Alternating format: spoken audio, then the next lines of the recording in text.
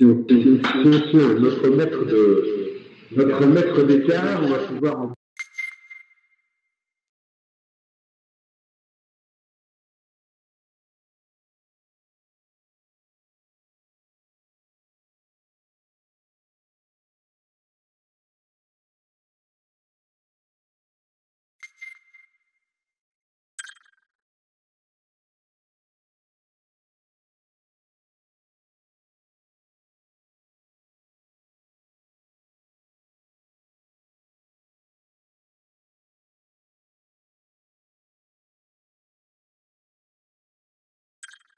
et qui a publié de nombreux tweets, et c'est la raison pour laquelle j'ai pensé faire appel à lui, sur justement l'impact de cette crise sanitaire et du Covid sur la macroéconomie, des plans de relance actuels, etc., et sur la microéconomie, c'est-à-dire la réaction des entreprises face à tout ça, et comment ces entreprises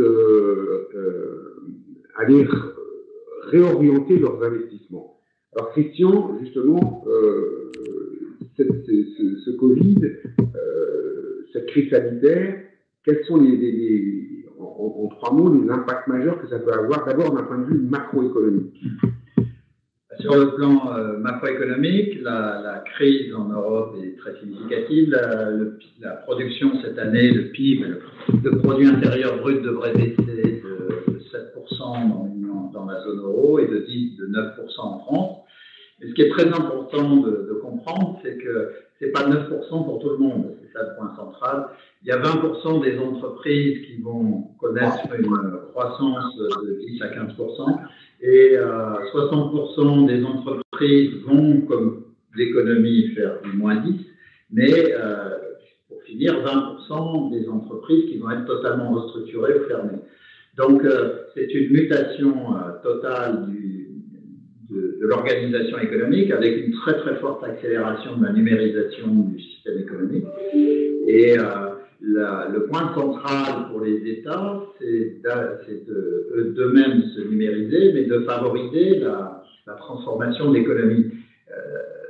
Par exemple, pour le système productif, il est clé de robotiser et de numériser toute la production si on veut résister à la concurrence qui va être encore plus dure qu'avant. Mais justement, sur l'industrie, il s'agit de relocaliser un certain nombre de productions dont on s'est aperçu grâce à cette crise sanitaire que c'était dramatique qu'elles ne soient plus localisées, et peut-être le numérique va aider à ça.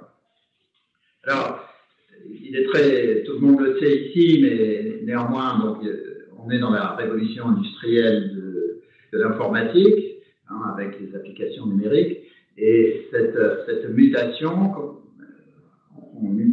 depuis qu'elle a commencé dans les années 80, ça a amené les chercheurs à retravailler les 2 premières révolutions industrielles, celle de la vapeur et celle de l'électricité, pour comprendre comment une révolution industrielle se noue, se déploie, et avec les 2 premières révolutions industrielles qui ont toutes les 2 duré à peu près un siècle, puisque la révolution de la vapeur c'est les années 1780, la révolution de l'électricité c'est les années 1880.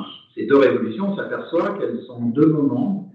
Un moment pendant 3 ou 4 décennies où on constitue le nouveau système de production, et un deuxième moment, dans la deuxième moitié de la décennie, où on a un développement extrêmement rapide.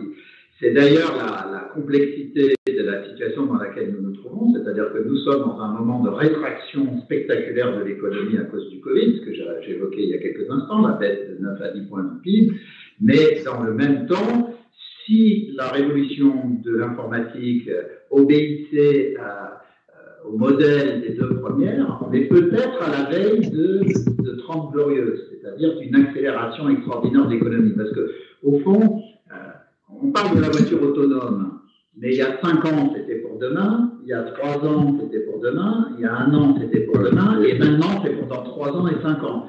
Donc, on voit que le système n'est pas constitué, mais qu'on va y arriver. L'espace, la numérisation de l'espace, on en parle depuis très longtemps, mais c'est maintenant qu'on lance les satellites. La voiture propre, électrique, il faut constituer une industrie de batterie, et ainsi de suite. Donc, la 5G, là, qui arrive. Et la 5G, qui est un multiplicateur et un accélérateur, c'est la 5G qui permet la voiture autonome, c'est la 5G qui permet la numérisation du système économique. les Français ne comprennent pas ça parce que nous avons subi, parce que nous avons laissé faire une désindustrialisation massive depuis 20 ans. Mais les Allemands, par exemple, les principales applications pour eux de la 5G, c'est dans l'industrie. Ça va permettre de faire des gains de productivité de 30 ou 40%. Donc, en France, quand on freine ou on veut freiner parce qu'on ne comprend pas la 5G, c'est un frein à la réindustrialisation. Donc, cette réindustrialisation n'a de sens et n'est possible que par une robotisation, une numérisation dans le cadre de la 5G de tout le système de production. On voit bien à quel point ces infrastructures numériques, justement, qui ont encore du sujet, pour le CRIP, les infrastructures numériques sont importantes justement pour les 30 prochaines années pour soutenir la croissance économique dont on a impérativement besoin pour les 30 prochaines années. Alors, ce qui est très important, c'est qu'on est au CRIP, donc tout le monde comprend ce que je dis, mais ce qui est clé, c'est que les élites le comprennent. Parce que si les patrons ne comprennent pas ce qu'on dit, il ne faut pas que les spécialistes de l'informatique dans les entreprises rament face à une sorte de matière molle qui dit oui mais qui ne comprend pas. Donc c'est une mutation totale du système. Et donc la numérisation, robotisation de l'économie, c'est pas un sujet qui doit être laissé à des spécialistes, c'est au cœur de la stratégie. Absolument, absolument. Alors d'ailleurs là-dessus, moi j'ai quelques bonnes nouvelles parce que j'ai compulsé quelques enquêtes qui ont été faites auprès de dirigeants d'entreprises justement pour savoir quelle était leur perception de leurs investissements et leur perception du numérique. Et la bonne nouvelle, c'est qu'effectivement, la crise sanitaire a mis en évidence que l'avenir sera digital ou ne sera pas, et que les dirigeants d'entreprise ont clairement compris. Il y a eu une enquête récemment faite sur 3800 dirigeants d'entreprises en Europe et dans le monde par IFS, et on s'aperçoit qu'il y a 53% des dirigeants d'entreprise qui disent oui, suite à cette crise sanitaire, moi je vais investir davantage sur le numérique. Attends, donc, davantage, oui, mais il va falloir aussi qu'on se pose la question sur investir sur quel type d'infrastructure, et notamment, aujourd'hui, on a des infrastructures peut-être un peu trop centralisées par rapport aux nouveaux besoins de télétravail qui peuvent émerger, mais enfin bon, 53% des entreprises qui veulent de nouveau investir sur le numérique, et au niveau des dirigeants, c'est important. Et il y a eu une autre enquête faite sur les DSI, les directeurs du système d'information, qui disent effectivement qu'un de leurs problèmes essentiels, c'est l'acculturation du management au numérique. Et donc cette acculturation semble avoir été accélérée, c'est la bonne nouvelle, par la crise sanitaire. Et puis bon, il y a quelques instituts plus spécialisés, comme le Gartner ou autres, qui prévoient d'ailleurs des augmentations de budget sur les infrastructures informatiques de l'ordre de 5 à 6% sur 2021. Donc ça, c'est la bonne nouvelle, c'est qu'effectivement, messieurs du CRIP, vos dirigeants vous attendent au tournant. Hein, ils ont compris que ce que vous faisiez, c'était très important. Ils ont l'argent pour réinvestir, alors que les projets étaient tous gelés depuis quelques mois. En 2021, ça semble repartir. Simplement, ils vous attendent au tournant aussi.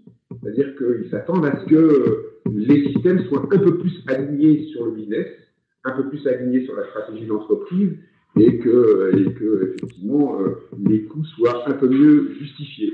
Et je crois que derrière nous intervient Olivier Dersch qui va justement nous parler des priorités et de l'agenda des CTO pour